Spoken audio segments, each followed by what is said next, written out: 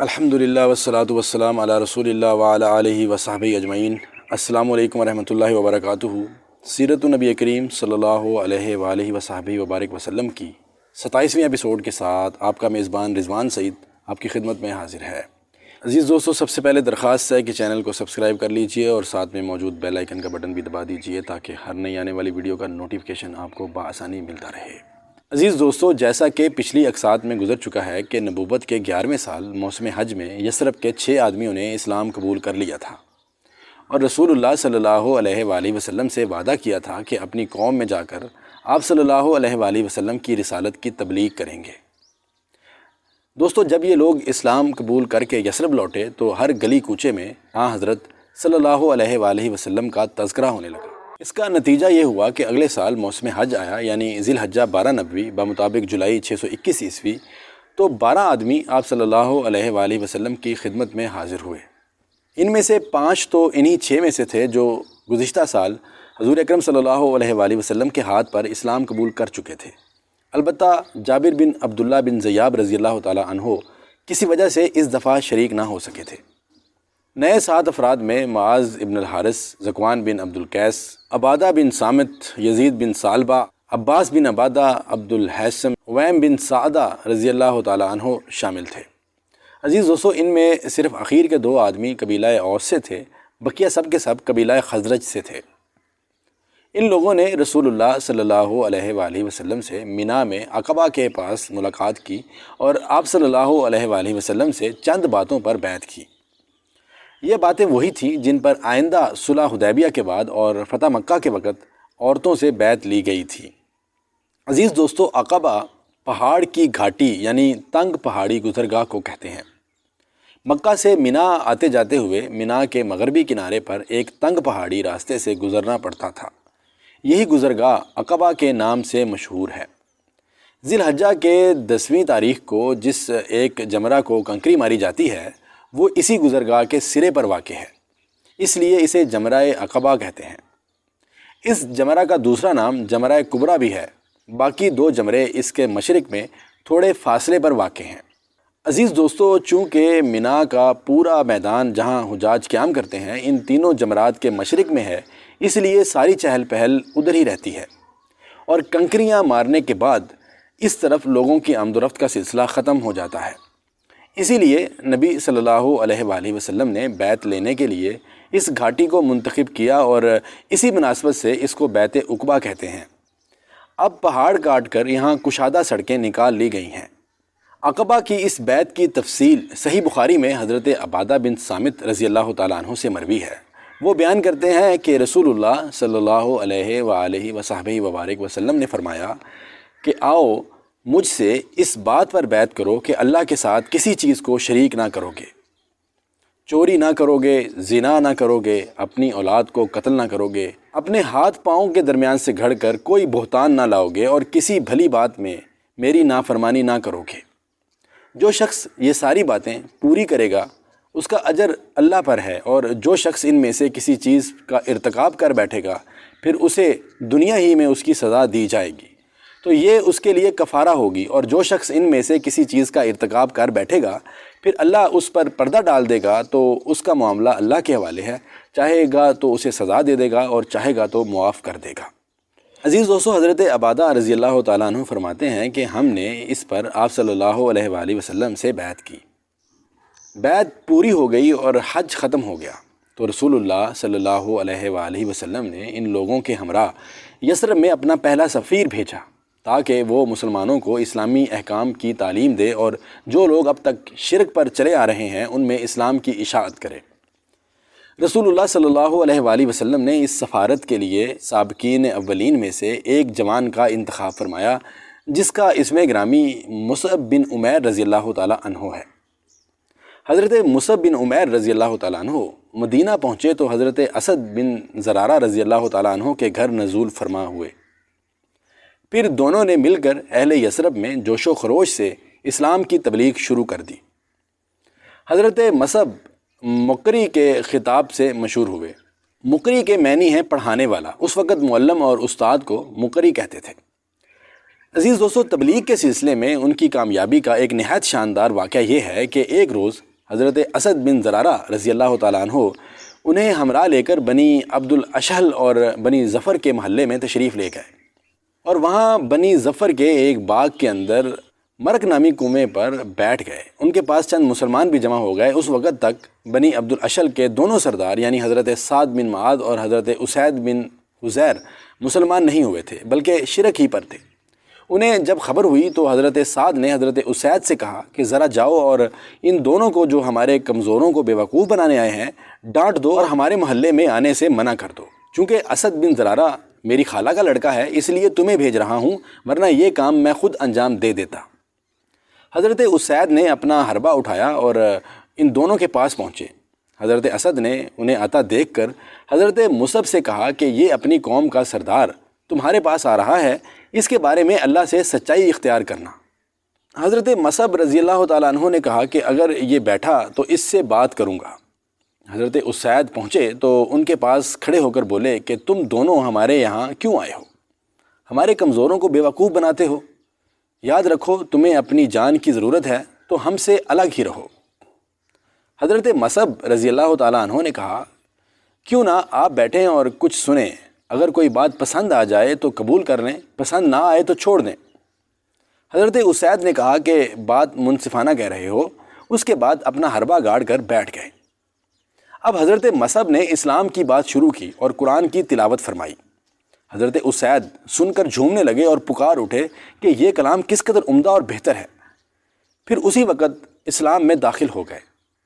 پھر بولے میرے پیچھے ایک اور شخص ہے، اگر وہ تمہارا پیروکار بن جائے تو اس کی قوم کا کوئی آدمی پیچھے نہ رہے گا، اور میں اس کو ابھی تمہارے پاس بھیج رہا ہوں۔ عزیز دوستو، ان کا اشارہ حضرت سعد بن معاذ رضی اللہ تعالیٰ عنہ کی طرف تھا۔ اس کے بعد حضرت اسید رضی اللہ تعالیٰ عنہ نے اپنا حربہ اٹھایا اور پلٹ کر حضرت سعد کے پاس پہنچے۔ وہ اپنی قوم کے ساتھ محفل میں تشریف فرما تھے۔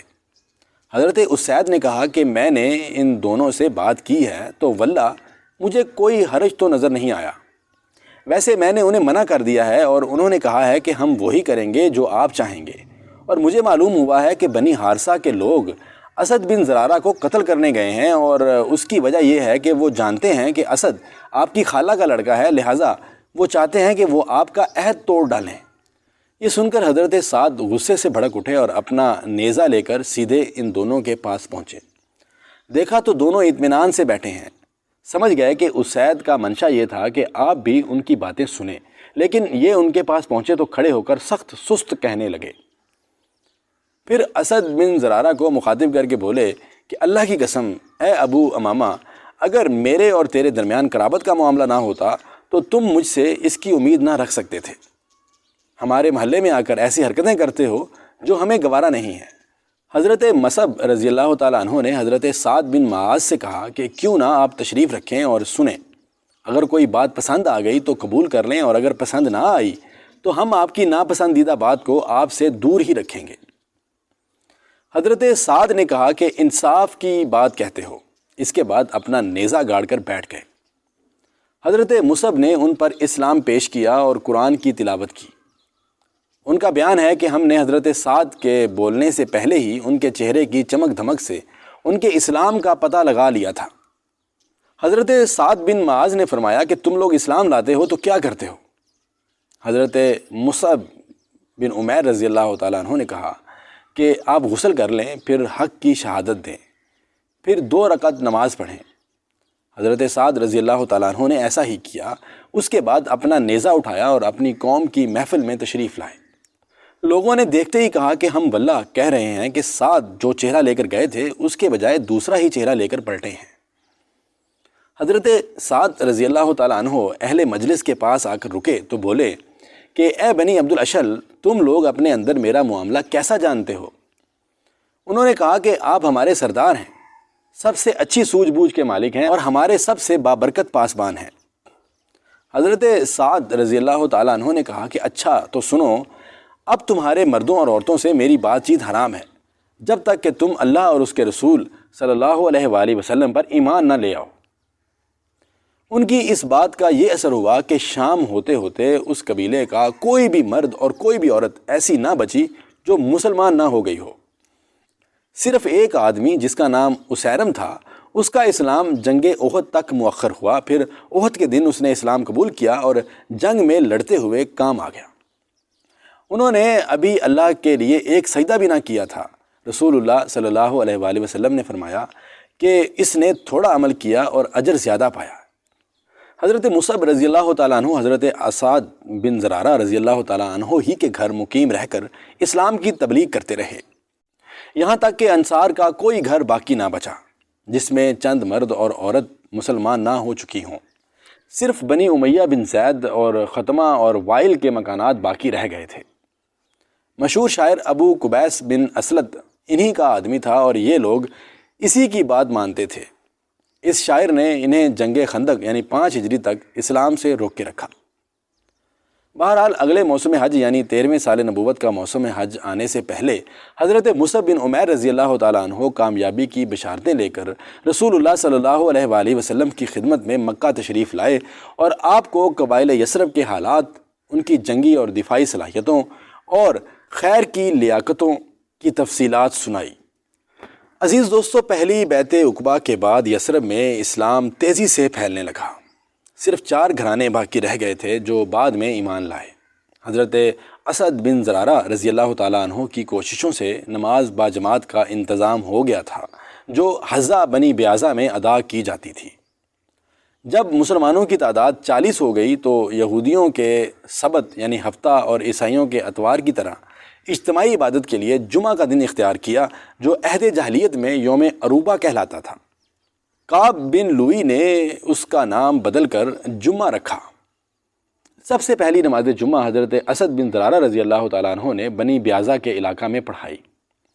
اس وقت تک جمعہ کا حکم نہیں آیا تھا۔ روایت ہے کہ اللہ تعالیٰ کو ہونے والے انصار کی یہ ادا اتنی پسند آئی کہ تمام مسلمانوں پر جمعہ فرض کر دیا۔ مشہور انصاری صحابی حضرت کعب بن مالک رضی اللہ تعالیٰ عنہ بڑھاپے میں نابینا ہو گئے تھے۔ ان کے بیٹے عبد الرحمن رضی اللہ تعالیٰ عنہ ان کا ہاتھ پکڑ کر مسجد لے جاتے تھے۔ جمعہ کی اذان سنتے ہی وہ اسد بن زرارہ رضی اللہ تعالیٰ عنہ کے لیے دعائے مغفرت کرتے۔ بیٹے نے وجہ دریافت کی تو کہا کہ ہمیں مدینہ میں سب سے پہلے جمعہ کی نماز انہوں نے ہی پڑھائی تھی۔ دوستو، نبوت کے 13ویں سال موسم حج جون 622 عیسوی میں یثرب سے 500 زائرین آئے جن میں 73 مرد اور 2 عورتیں مسلمان تھیں۔ یہ اپنی قوم کے مشرک حاجیوں میں شامل ہو کر آئے تھے۔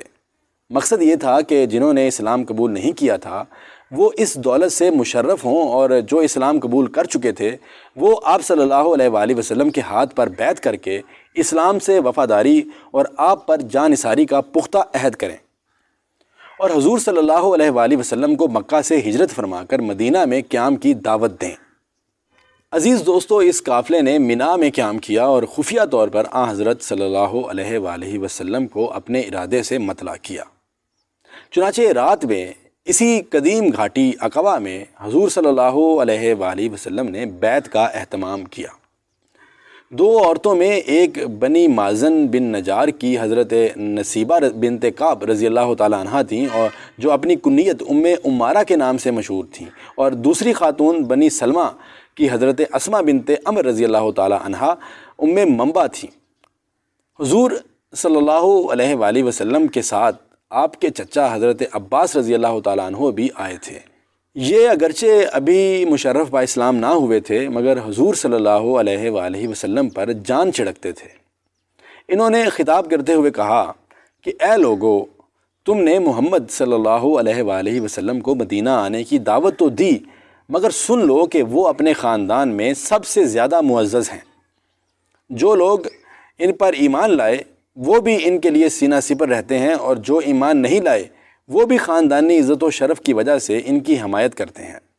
محمد صلی اللہ علیہ وآلہ وسلم نے سب کو چھوڑ کر تمہارے ساتھ رہنا منظور کیا ہے، لہٰذا اگر تم اپنے اندر ان کی حفاظت و مدافعت کی طاقت پاتے ہو تو ان کی خاطر سارے عرب کی دشمنی مول لینے کے لیے تیار ہو جاؤ۔ اچھی طرح آپس میں مشورہ کر کے بات طے کر لو اور وہی بات کہو جس پر سب کا اتفاق ہو جائے، کیونکہ سچی بات ہی اچھی ہوتی ہے۔ حضرت عباس رضی اللہ تعالیٰ عنہ کی یہ تقریر سن کر رئیس خزرج برا بن معرور رضی اللہ تعالیٰ عنہ نے کہا کہ اے عباس، تم نے جو کچھ کہا ہم نے وہ سنا، ہم نے وہی کہا جو ہمارے دل میں ہے، ہم نے راست گوئی، ایفائے عہد اور حضور صلی اللہ علیہ وآلہ وسلم کے لیے اپنی جانیں قربان کر دینے کا فیصلہ کیا ہے۔ پھر دوسروں نے کہا کہ یا رسول اللہ صلی اللہ علیہ وآلہ وسلم، ہم ہر طرح حاضر ہیں، آپ جو چاہیں ہم سے عہد لیں۔ یہ سن کر حضرت صلی اللہ علیہ وآلہ وسلم نے قرآن مجید کی کچھ آیات تلاوت فرمائیں اور تعلیمات اسلام پیش کیں۔ پھر فرمایا کہ میں چاہتا ہوں کہ جس طرح تم اپنے بیوی بچوں کی حفاظت و حمایت کرتے ہو، اسی طرح میری اور میرے ساتھیوں کی حمایت و نصرت کا وعدہ کرو۔ برا بن معرور رضی اللہ تعالیٰ عنہ کہنے لگے کہ یا رسول اللہ صلی اللہ علیہ وآلہ وسلم، قسم ہے اس ذات پاک کی جس نے آپ کو حق کے ساتھ بھیجا ہے، ہم وعدہ کرتے ہیں کہ جس طرح اپنے بیوی بچوں کی حفاظت و حمایت کرتے ہیں، آپ کی بھی کریں گے۔ یا رسول اللہ صلی اللہ علیہ وآلہ وسلم، دستے مبارک بڑھائیے اور ہم سے بیعت لیجئے، ہم میدان جنگ کے شاہ سوار ہیں۔ عزیز دوستو، مگر ابو الحیثم بن التیان رضی اللہ تعالیٰ عنہ نے ان کی بات کاٹ دی اور کہنے لگے، یا رسول اللہ صلی اللہ علیہ وآلہ وسلم، ہمارے یہودیوں سے کچھ تعلقات ہیں، حضور صلی اللہ علیہ وآلہ وسلم سے وابستگی کے بعد یہ تعلقات ختم ہو جائیں گے۔ ایسا نہ ہو کہ جب اللہ تعالیٰ آپ کو قوت و طاقت عطا فرمائے تو آپ کی قوم آپ کو بلا لے اور آپ صلی اللہ علیہ وآلہ وسلم ان کے پاس لوٹ جائیں اور ہم کو چھوڑ دیں۔ حضور صلی اللہ علیہ وآلہ وسلم نے مسکرا کر فرمایا کہ نہیں، تمہارا خون میرا خون ہے، تم میرے ہو اور میں تمہارا، تمہاری اور میری صلح و جنگ ایک ہے۔ اس گفتگو کے بعد حاضرین نے حضرت صلی اللہ علیہ وآلہ وسلم کی طرف بیعت کے لیے ہاتھ بڑھائے۔ بیعت کے دوران عباس بن عبادہ انصاری رضی اللہ تعالیٰ عنہ نے کہا کہ اے گروہ خزرج، اچھی طرح سمجھ لو کہ تم کس چیز پر بیعت کر رہے ہو، تم عرب و عجم سے جنگ پر بیعت کر رہے ہو۔ سب نے یک زبان ہو کر جواب دیا، ہاں ہم اسی پر بیعت کر رہے ہیں، ہماری جان اور مال حضور صلی اللہ علیہ وآلہ وسلم کے لیے حاضر ہے۔ حضرت جابر رضی اللہ تعالیٰ عنہ کا بیان ہے کہ ہم نے عرض کیا کہ اے اللہ کے رسول صلی اللہ علیہ وآلہ وسلم، ہم آپ سے کس بات پر بیعت کریں؟ آپ صلی اللہ علیہ وآلہ وسلم نے فرمایا کہ خوشی اور ناخوشی پر ہر حال میں سماع و طاعت کرنا، تنگ دستی و خوشحالی میں اللہ کی راہ میں خرچ کرنا، نیک کام کرنے کی تلقین اور برے کام سے روکنے کی تاکید کرنا، اللہ کے دین میں کسی ملامت گھر کی ملامت سے نہ ڈرنا۔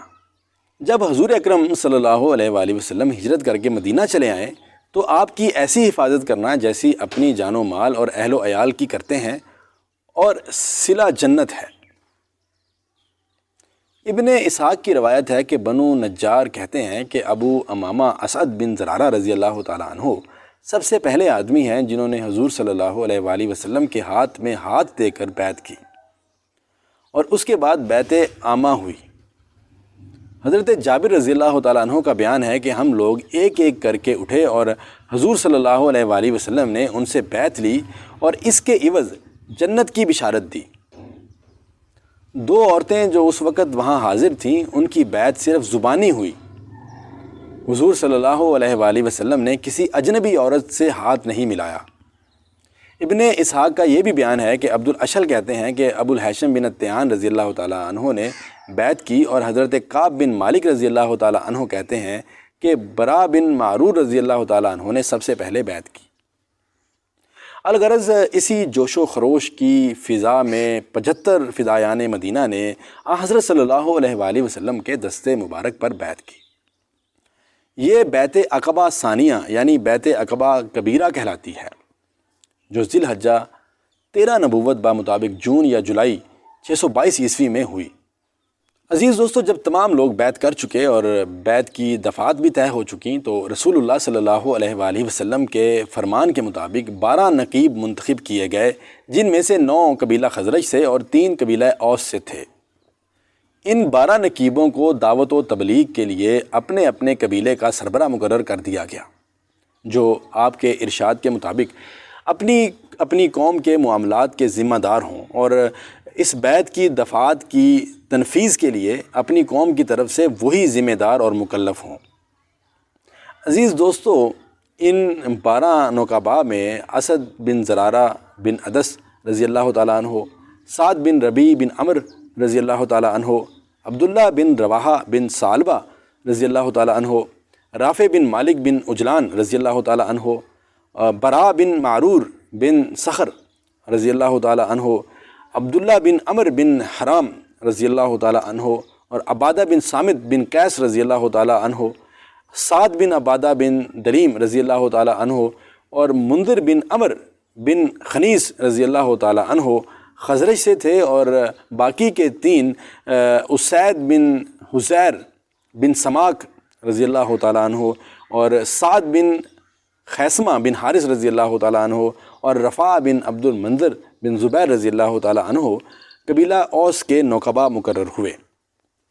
عزیز دوستو، جب ان نقباء کا انتخاب ہو چکا تو آپ صلی اللہ علیہ وآلہ وسلم نے فرمایا کہ آپ لوگ اپنی قوم کے جملہ معاملات کے کفیل ہیں، جیسے حواری حضرت عیسیٰ علیہ السلام کی جانب سے کفیل ہوئے تھے، اور میں اپنی قوم یعنی مسلمانوں کا کفیل ہوں۔ معاہدہ مکمل ہو چکا تھا اور اب لوگ بکھرنے ہی والے تھے کہ ایک شیطان کو اس کا پتہ لگ گیا۔